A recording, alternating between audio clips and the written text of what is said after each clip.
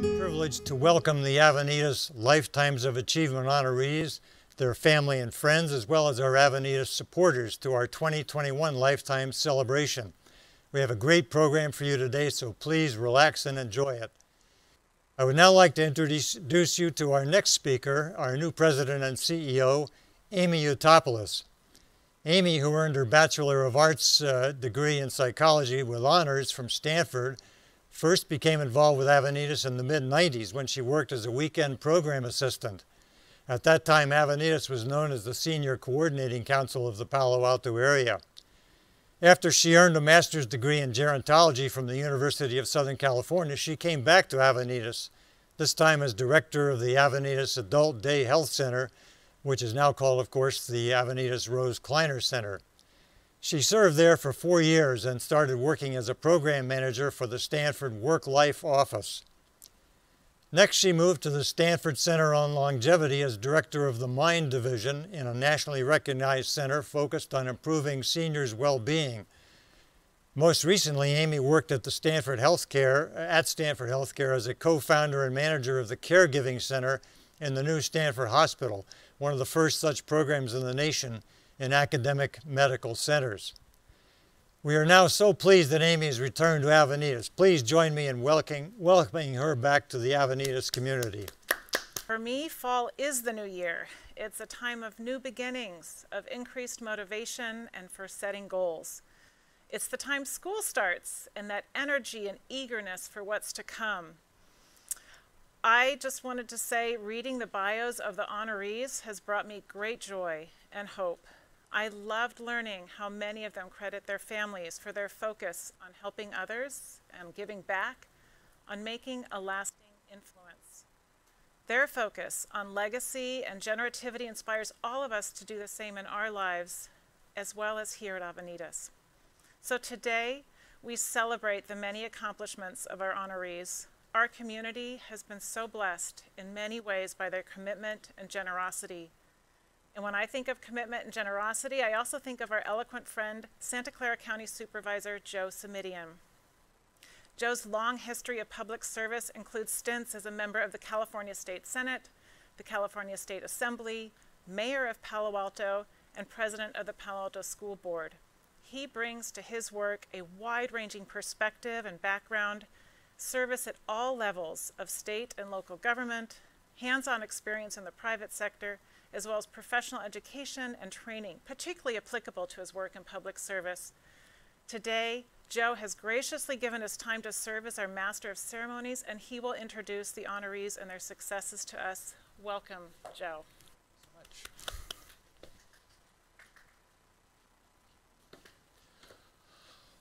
Well, thank you, Amy, and welcome back to Avenidas. We look forward to all sorts of good things under your leadership, and thank you for the introduction. For those of you who may not know me, I'm County Supervisor Joe Simitian, and I'm really very pleased to be in a position this year to recognize so many good folks, virtually all of whom I have known and admired and respected for a great many years. And these are people who, as you know, have been serving our region, who have been doing good work, who have been achieving great things. And each year, Avenidas chooses a really exemplary group that excels in their chosen field of community activism, business, law, nonprofit governing, ecological work, education, and more. So at this point, what I would like to do is take the opportunity to introduce 9 really extraordinary men and women who have risen to the top in so many ways. And again, before we do that, let's take a moment just to be mindful of the loss of one of these extraordinary men and women, our friend Jim Phillips. All right then, thank you. What I would like to do is start with Bill Kraus, and I have to tease Bill just a little bit because apparently they were one of the ones that struggled technologically to join us today, which is not what I would have expected out of the Kraus household. So I don't know whether that was this end or your end, but good to see you right there on our screen. And just by way of background, Bill was born in Philadelphia, He was the child of military parents, so he went to kindergarten in Japan, high school in Germany, graduated from the Citadel, and lived in 8 other places in between. 1967 is sort of a signature year for Bill. He had quite a year back in '67. He met and married his wife, Gay. He also joined Hewlett-Packard as their first digital sales engineer, and by coincidence ended up having lunch with Bill Hewlett on his very first day at HP. Fast forward 14 years later, Bill joined Bob Metcalf, the inventor of Ethernet, and in 1981 started the 3Com Corporation. And apparently it worked out, because in 1995 Bill retired as chairman, and since then has served on multiple public and private boards. Today he serves on the boards of CommScope, Forward Networks, Smart USA, along with being a senior advisor to the Carlyle Group and a board partner at Andreessen Horowitz. He has been the recipient of many awards and honors, including serving as the chair of the American Electronics Association, Junior Achievement's Silicon Valley Business Hall of Fame recipient, and the Citadel's Alum of the Year. Bill sums up his life's work as being organized around 3 phases of 15 years each of learning, which Bill apparently makes you 45 years old, so good for you. That's 3 phases of 15, which means learning, earning, and serving, as well as giving back, both by mentoring and philanthropically. And many of you will know that Bill and Gay live in Los Altos Hills. I do want to introduce Gay, who is the second half, as I say, of this very dynamic team. Gay was born in Newport News, Virginia, spent most of her youth in Falls Church, Virginia, graduated from Penn State with a bachelor's in education and special education, and then went on to get a master's degree in counseling philosophy from the University of Virginia. After graduating, she moved to California, worked for a year at UC Berkeley at the Counseling Center as a psychometrist. And then after she married husband Bill, she began her teaching career in Mountain View, where she worked for the Mountain View Wistman School District as a teacher, a counselor, an assistant principal, and ultimately principal of both Graham Middle School and Landell Elementary School. In 1999, Gay was recruited by Foothill College to do a startup project, working on professional development with K-12 educators, and she's been the executive director of the Kraus Center for Innovation now for 20 years. Probably worked with more than 21,000 educators during that time.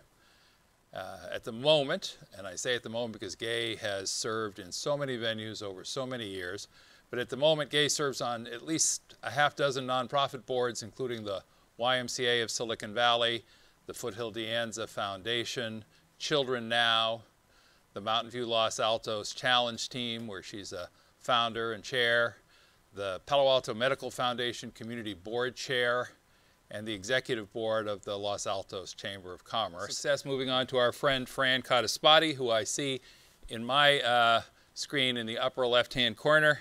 I'll particularly be pleased to share with you that until you've seen and heard Fran sing Pennies from Heaven in front of a room full of 300 admirers, you haven't lived. So I don't know if we'll have a spontaneous outpouring of song today, Fran, but I couldn't resist sharing that memory with folks. Fran Cottaspati is originally from Brooklyn, New York, traveled throughout her childhood as she also came from a military family. Her father was in the Marine Corps. She graduated from Syracuse University, worked for Time Life Inc., then moved to both Japan and Hawaii, taught in a private school, then moved to California, where she met her husband while working at Hewlett-Packard in Cupertino. And when Fran took time off from work to have her first child, apparently that wasn't enough to keep her busy. She enrolled in Santa Clara's MBA program at night and also started a recruiting company. But midway through the MBA program and right after the birth of her second child, Fran was diagnosed with Hodgkin's disease, and her complete recovery took several years. That's when her career took yet another turn. Fran started fundraising for her youngster's school and discovered she was really very good at it. She experienced great success, and 21 years ago, Fran joined the board of directors of Avenidas, wanting to help the aging population here in our community improve their lives, in part because Fran's own mother was in her late 80s at the time. Again, fundraising was part of her involvement, and she co-chaired not one but 2 capital campaigns. Other groups Fran works with currently include the Stanford Cancer Council, the Foundation for College Education, where she serves as an advisory board member, an emeritus advisory board member of the Bay Area Cancer Connections, the Silicon Valley Executive Committee for Human Rights Watch, the Stanford Women's Cancer Center, and she's been spearheading fundraising for the track and pool at Gunn High School, I'm told, here in the Palo Alto Unified School District. Today, including Betsy Gifford, who I see front and center. Betsy, it's nice to see you. And again, when I say that all these people are people who I've had a chance to work with and admire over the years, Betsy may not remember, but I remember opening my mail and having a photograph from Yerevan, Armenia that Betsy was kind enough to take and send. So thank you again for that long ago thoughtfulness, Betsy. You know, the fall of 1966 brought Betsy Gifford to Palo Alto as a newlywed from Aurora, Illinois. She knew only her husband, John, and I think maybe one high school classmate who was at Stanford. And the obvious question then was, well, what do we do now? And Betsy and her husband got settled into their home, which they called the Old Girl, on Waverly Street, and then said, it's time to get engaged here in the extraordinary community that is now our home. So they settled in, and they quite deliberately chose Old Palo Alto because it was similar to the places where they were both raised. It was a multi-generational community, had a strong commercial base, a wonderful university right here at our doorstep. And since the bus stopped at the corner, it seemed logical to Betsy to volunteer as a pink lady at the Stanford Hospital doing patient services work. Then she had an invitation to join the Palo Alto Auxiliary at Allied Arts. And of course, their good works benefited the Children's Hospital at Stanford.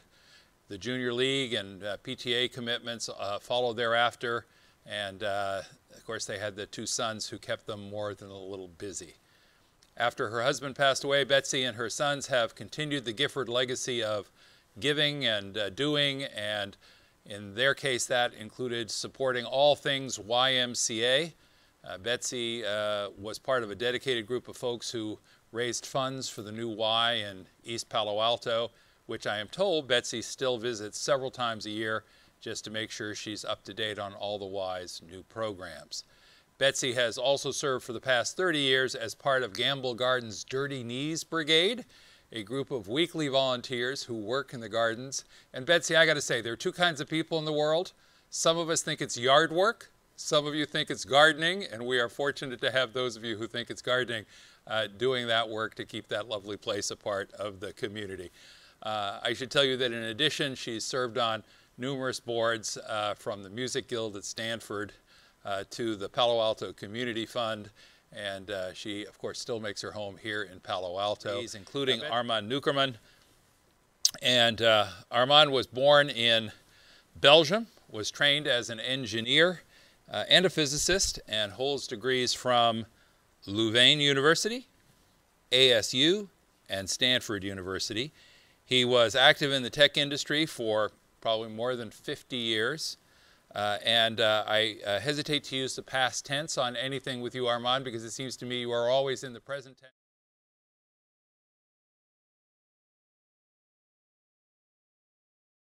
Another conversation that I won't impose on your admirers today, but over these past 50-plus years now, Elian has worked in a diverse set of fields, really for both large and small organizations, eventually founding his own company, Kairos. He was nominated as a Silicon Valley Inventor of the Year in 2011, and since his retirement, he has been active in supporting and advising social, entrepreneurial, and environmental efforts here in our region. With his wife, Elian, he initiated the Jaipur Foot project at Stanford. Forgive me, I almost always stumble over the pronunciation on that one, Armand. The Jaipur Foot project at Stanford, which resulted in a student-designed $20 knee prosthesis, of which more than 18,000 are now in operation. For the past dozen years, Armand has led a group of retired volunteer engineers and scientists who have been engaged in technology research at the University of Washington and at Harvard in support of innovative climate mitigation efforts to cool the earth. And Armand and his wife Elian live in Portola Valley, have 4 children and 9 grandchildren. But I do want to now look to the other side of the screen and introduce the other very effective half of this duo, and that is, of course, Elian Newkermann. And Elian was also born in Belgium, obtained degrees in economics and philosophy from Louvain University. And I'm just going to look at them and see if they nod and smile. Is Louvain University located in Louvain where the Hergé Museum with the Tintin Museum now is, or is that close by? Nodding, smiling, no idea. Okay. Because I think I was just in your old haunts within the last couple of years in a beautiful part of the country. Elian has taught in Belgium, also at the Thunderbird Business School in Phoenix. She taught at Sacred Heart and eventually landed at Castellea here in Palo Alto, where she taught for 25 years. In her youth, Elian was an avid student leader, and while living in upstate New York, very involved with the local Migrant Worker Center, as well as with the VISTA program. Since her retirement, she has been engaged in participating in or supporting various community organizations such as the Palo Alto Community Fund, Foothill College, Environmental Volunteers, Avenidas, of course, the Big Sur Environmental Institute, Human Rights Watch, the Thomas Merton Center, St. Elizabeth Seton School, Portola Valley. Elian, I'm exhausted already, and I'm not quite done, so I don't know how you're managing all this, but the Portola Valley Ranch, the Global Women's Leadership Network, Jaipur Foot, as mentioned earlier, and Emcee Lovanesis. She is, as noted, the mother of 4 and the grandmother of 9, with husband Armand. All right, now, Steve Flair, you're up next. There you are. All right, put that glass down, Steve. This is your moment. And here again, long ago memory when Sam Webster introduced me to a young lawyer named Steve Flair, and at the Gatehouse for lunch many, many years ago now, Steve. But I should tell you, Steve's parents believed in the importance of community service, and he has really led his life pursuing that goal. Got a bachelor's degree from Stanford, a law degree from Hastings College of the Law, and then after spending a year in England working for Stanford at its overseas campus, he came back to Palo Alto and began his practice of law. He was fortunate to work with a firm that represented clients like Hewlett-Packard, a name that keeps coming up today, as well as Watkins Johnson and other Silicon Valley companies that enabled him to meet really many of the future leaders in what was then a burgeoning electronics industry. As a young lawyer, he volunteered to assist a lot of our startup nonprofits, including the Stanford Mid-Peninsula Urban Coalition, the Foundation for a College Education, Center for a New Generation, and others. And in fact, Steve was one of the folks sitting in B. Hubbard's dining room discussing and planning for something called the Senior Coordinating Council some years ago, which of course later became Avenidas. After practicing law, Steve joined Stanford as a planned giving officer, and he has continued a close association with the university ever since, including his volunteer efforts where he has served on a number of various boards at Stanford over the years, including the Buck and Cardinal Club, the Stanford Historical Society, and others as well. He has, as you would expect, been the recipient of several community awards, including the Tall Tree Award from the Palo Alto Chamber of Commerce, the Red Triangle Award from the YMCA, and Stanford Associates Awards. He lives here in Palo Alto, is married to the former Nancy Miller, now Nancy Miller Player, whose father, Bill Miller, was a prior Avenidas Lifetimes of Achievement honoree, And Nancy, I remember Bill grilling me on his cable TV show with a series of questions that were penetrating in a way that has stayed with me, as you can tell. Steve has 2 adult children, Sam and Elizabeth, and 4 grandchildren. Congratulations to you, Steve. All right.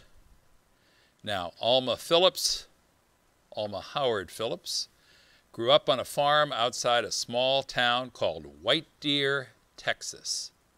She graduated from the University of Texas, where she met Jim Phillips, and I am told it was love at first sight.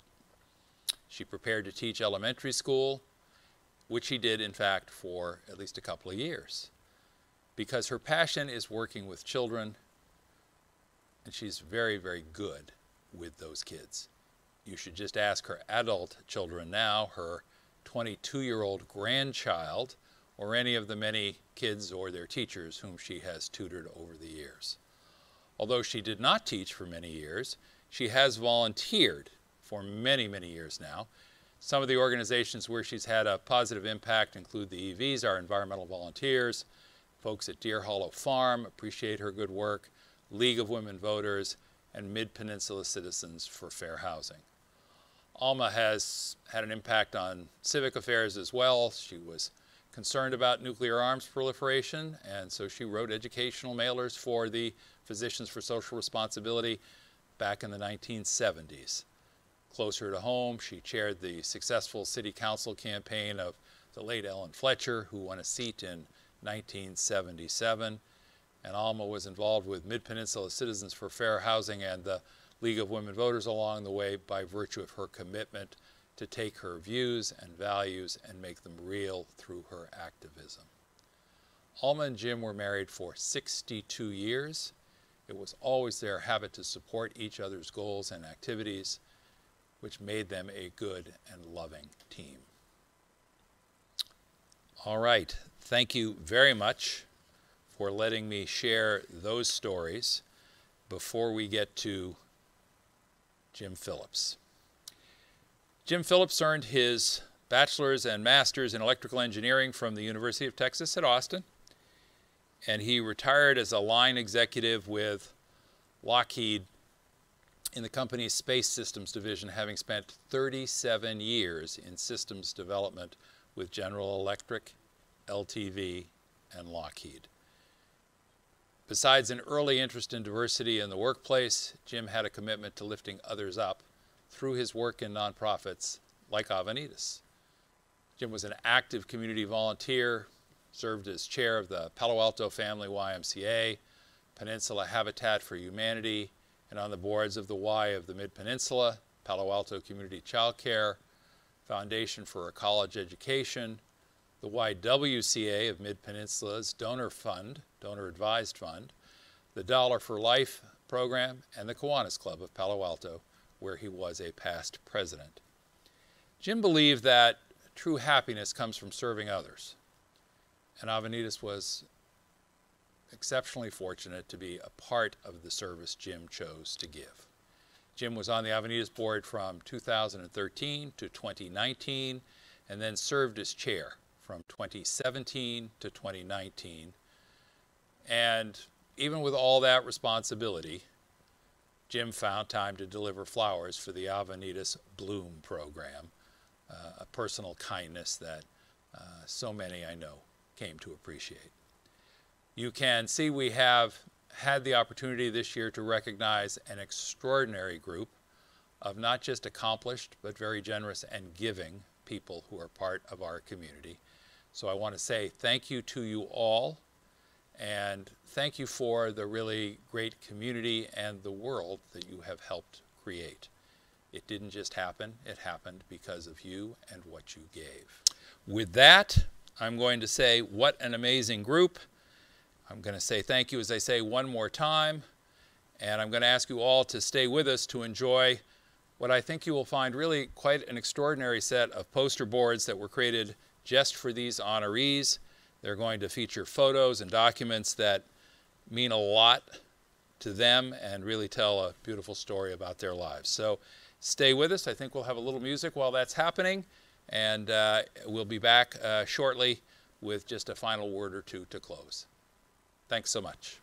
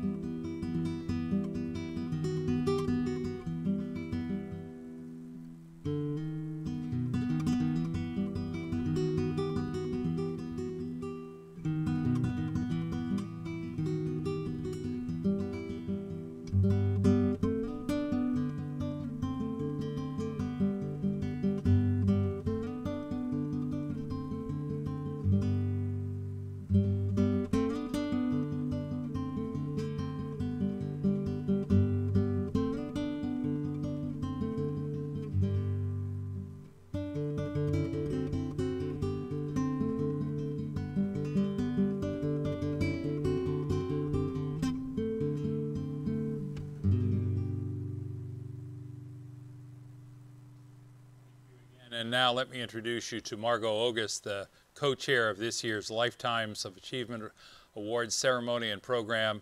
I know Margot would like to share a few words with us as we close. Margot, please.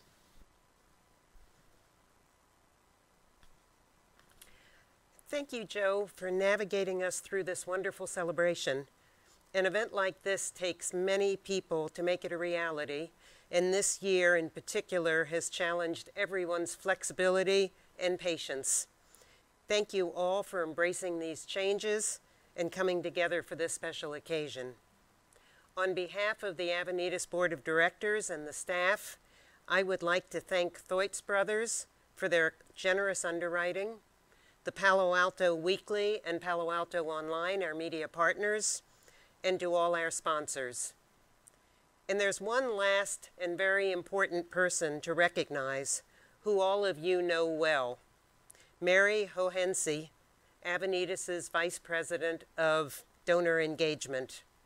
After 14 years at Avenidas, Mary is retiring this week, having overseen this last and her 13th Lifetimes effort. During her tenure, Mary has raised over $15 million in community support, in addition to the nearly $18 million raised for the capital campaign and nearly $4 million in bequests to Avenidas that she's overseen. It's an understatement to say that Mary has been an integral part of Avenidas' success, and she'll be greatly missed. And with that,